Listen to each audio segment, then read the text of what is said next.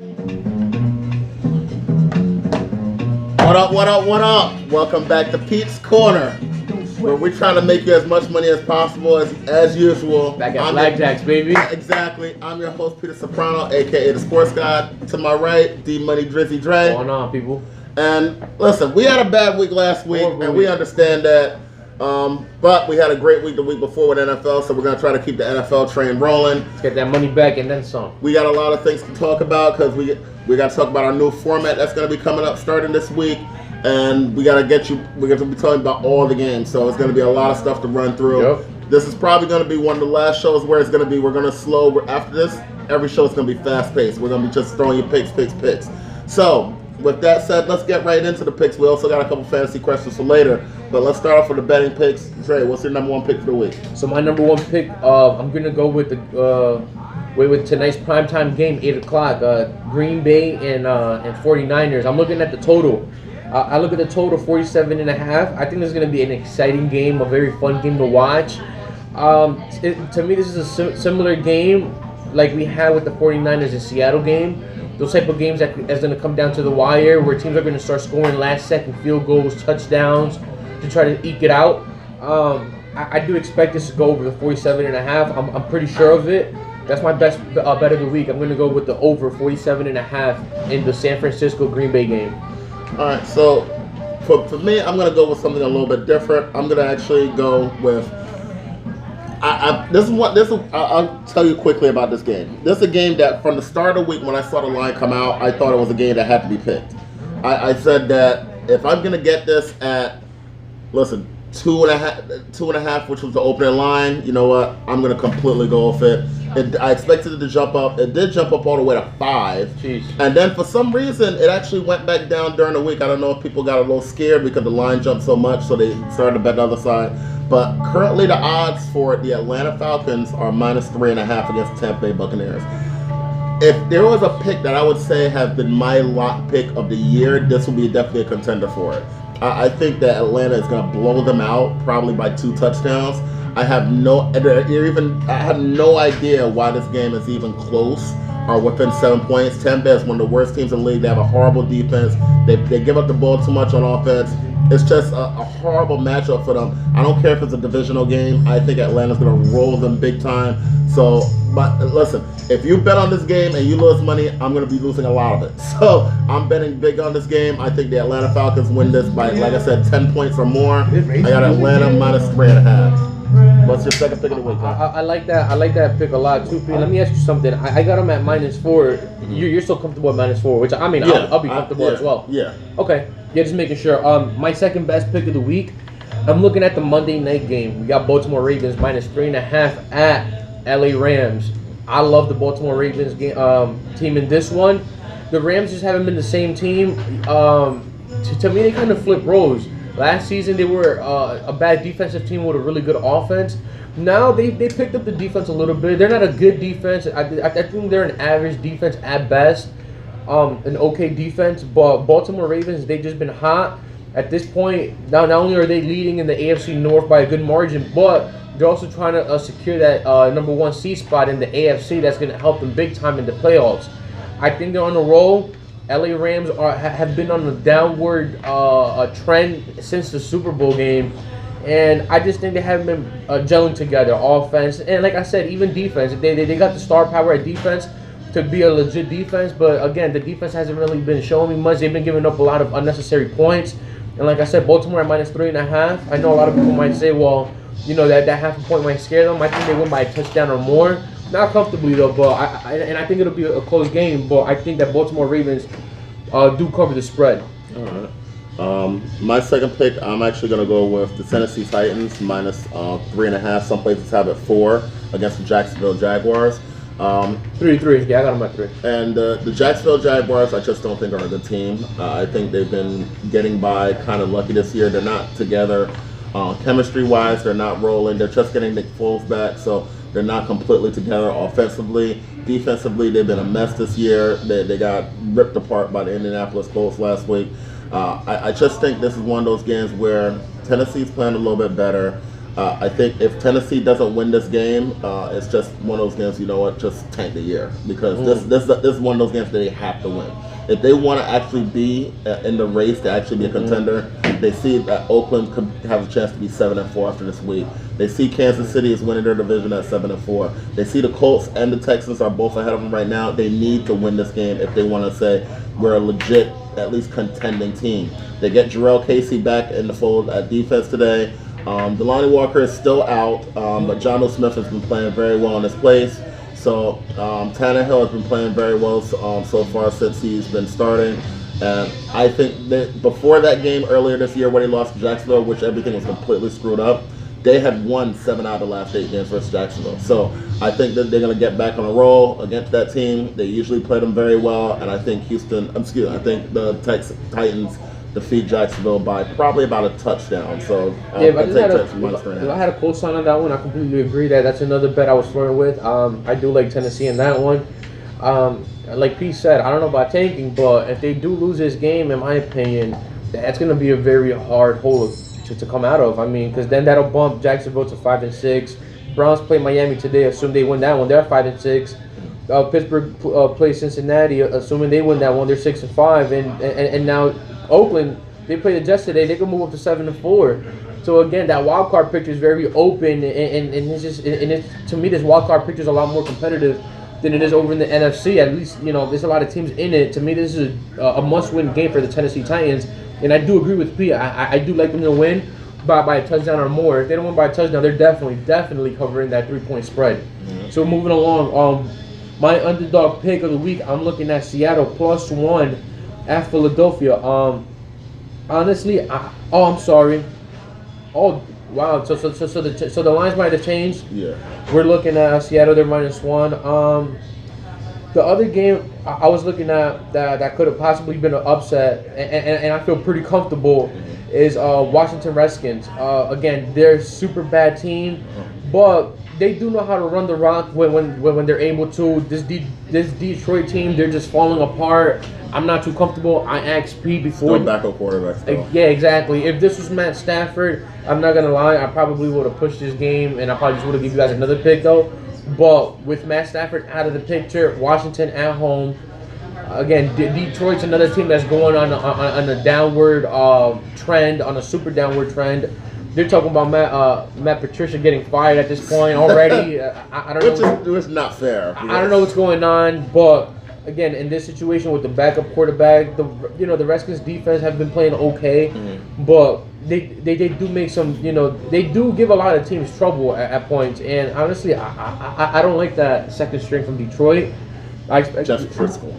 Yeah, I'm not a fan of it, but I do like Washington Redskins in this game to win outright. If you guys, again, they're +3.5 at home. Personally, I would encourage you guys to take the +3.5 because of that hook, but I still like them to win outright. If you want to use the +3.5 in some of your parlays or in some of your teasers, I encourage you to do that, though. But money line, Washington all day for me.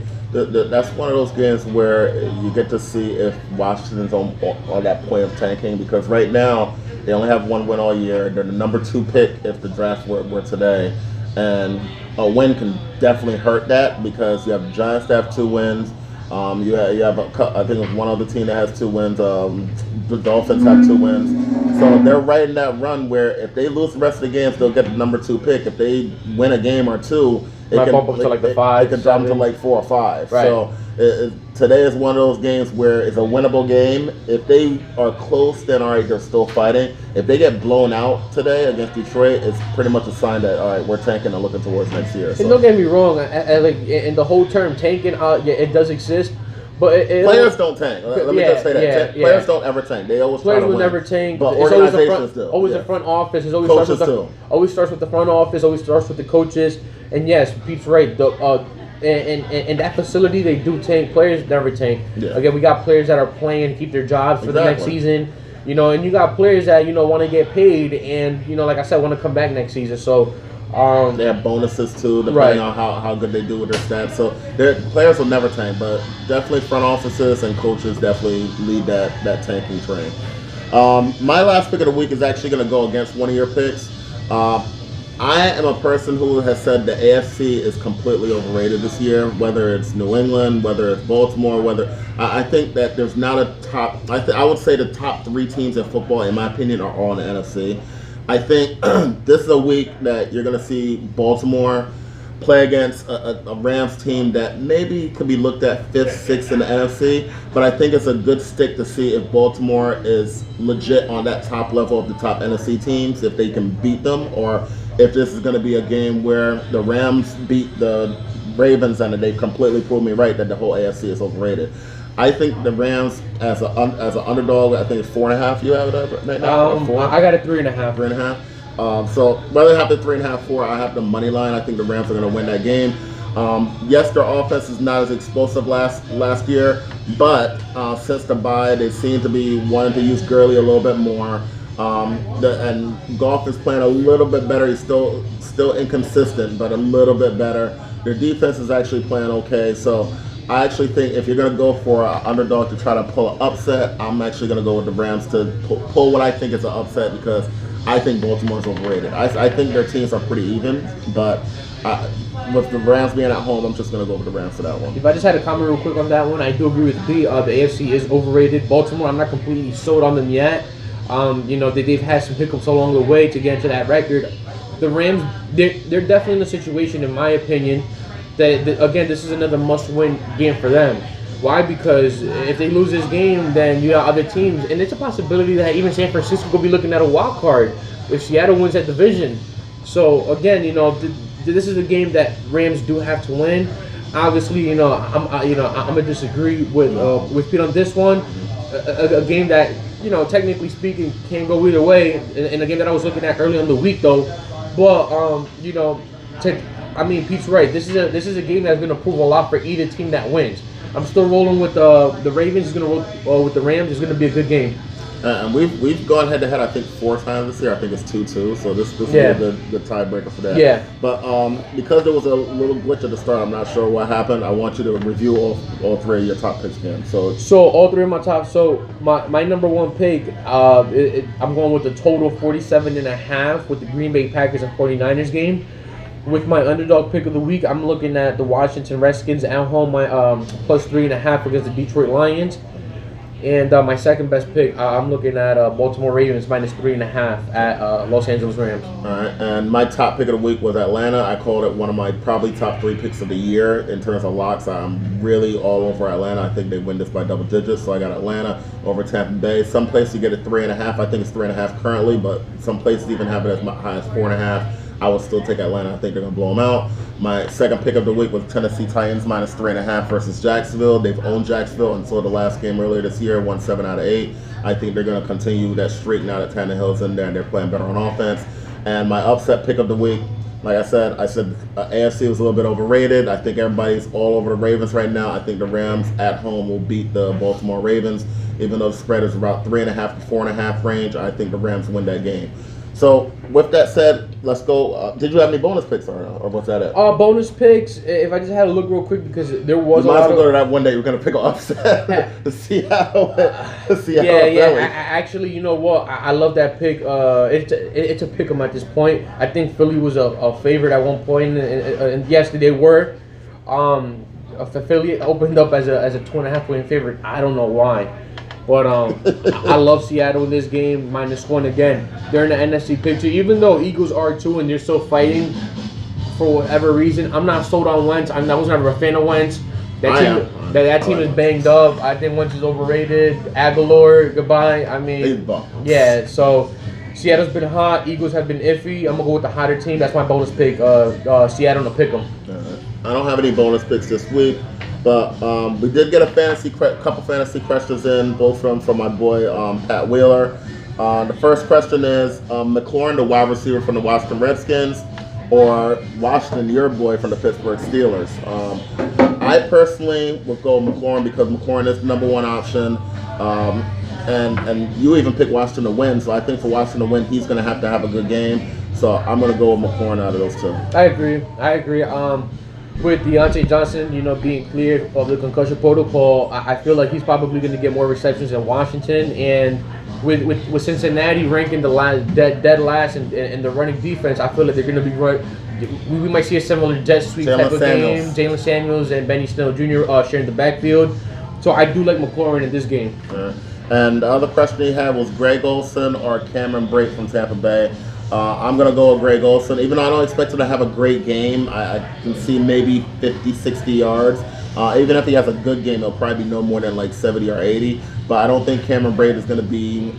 I mean, listen, I'm a big O.J. Howard fan. He's had a horrible year.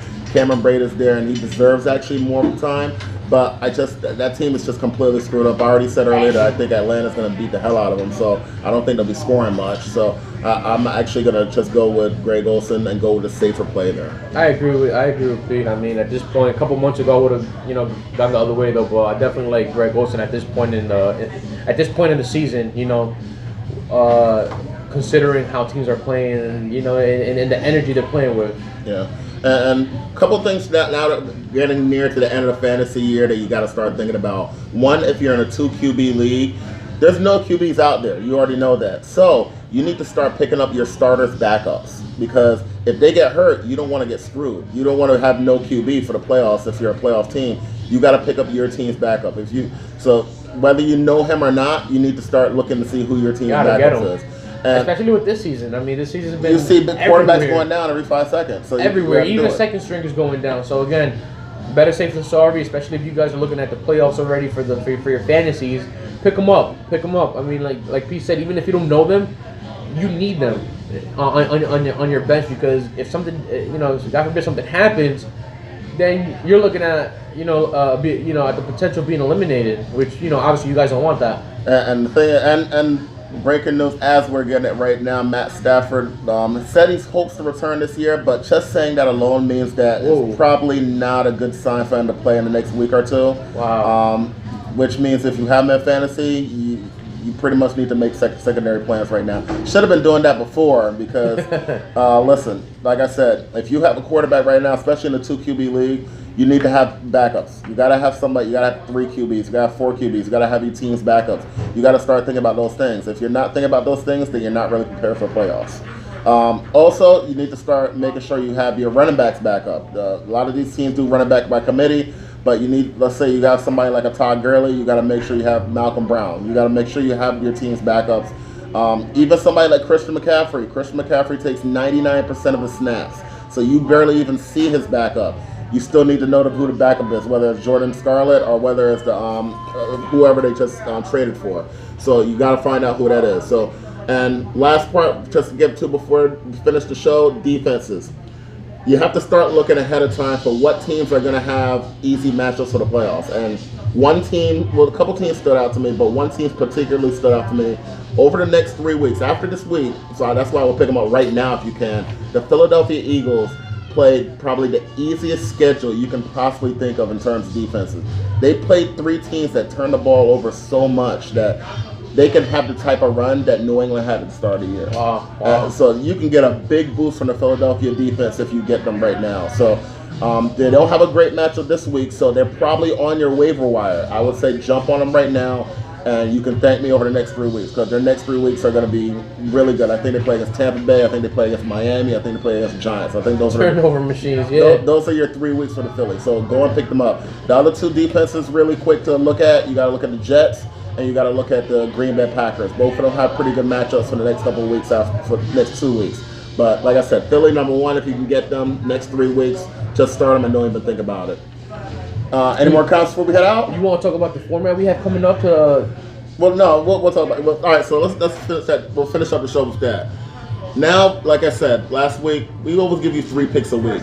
We understand you guys aren't always picking those games. So, listen, next week, it's going to be like Super Bowl time for us, because we got 3 games on Thursday. It's Thanksgiving. Yeah. We're going to be giving you all 3 picks for all 3 games. There's no more bye weeks, that's it, right? And there's no more bye weeks. So there's going to be 16 games every single week. So we're giving you the 3 games on Thursday. We're going to give you the other 13 on Sunday. And then from then on, we're going to give you every pick for every single game. And like Pete said, obviously we're not going to get into each game. We're just going to run through it real quick. And obviously as we're running 30 seconds each and going. And as we're running along through it, we're gonna tell you guys which ones we really like, which ones we're 50-50 on. So you guys get to pick which ones you guys want to go with. Yeah. So you don't have to watch the show to say, oh, I hope they pick my game, because we're picking all the games now. That's right.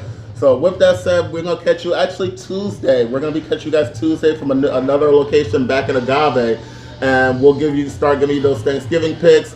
Everybody, if you can't see it, have a happy holidays. But check into the show, and we'll catch you on Tuesday. Peace.